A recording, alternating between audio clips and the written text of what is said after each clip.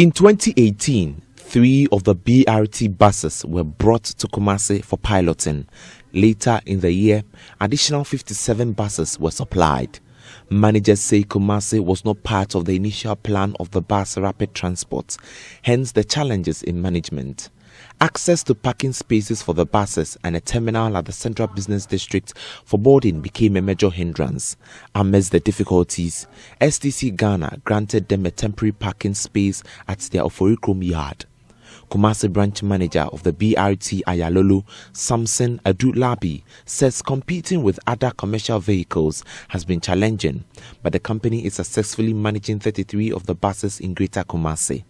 Kumasi system, the movement is during the peak hours. And when I say peak hours, that is the time that there are more people coming to the city and the time that there are more people going outside the city. So we decided to operate during the mornings and in the evenings, where we could commute the riders from their homes to the business center and in the evening take them to their various homes. Again, management thought of it wise to increase our operational routes, and because of that we spoke to some institutions like the private schools and even the some of the organized universities, and then institutions like Ashfoam, the organized companies, and we do transport their staff to work and then also when they close.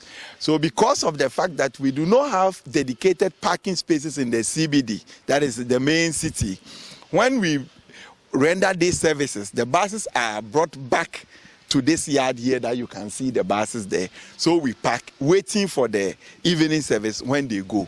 Kumasi Mayor Samuel Pine says the BRT is expecting World Bank support to get a dedicated route for the buses, including a terminal at Sokobane to operate fully in Greater Kumasi.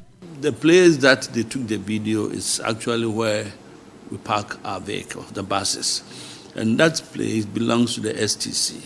Now, we've had discussion with them on countless occasions on even developing the place for the buses to park, but they keep on giving the excuse that it's not part of their development plan, and therefore we had to make use with whatever that we have. So that we're having a program with the World Bank in terms of building the bus rapid transit system here. We had about 3-4 technical discussions with the World Bank representatives came from America and the African reps and the Ghana reps. Next week we have discussions with them. They were looking for some letters and some documentation to bring us early support, and we provided it all to them last week. So definitely, if we're able to access that facility, we're going to improve the road infrastructure, another thing that will make it appropriate for the buses to run as a mass transit bus system. Meanwhile, there are no plans of getting the 21 grounded buses back on the roads.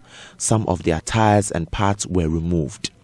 The initiators of the BRT in Ghana failed to train mechanics to fix faulty buses.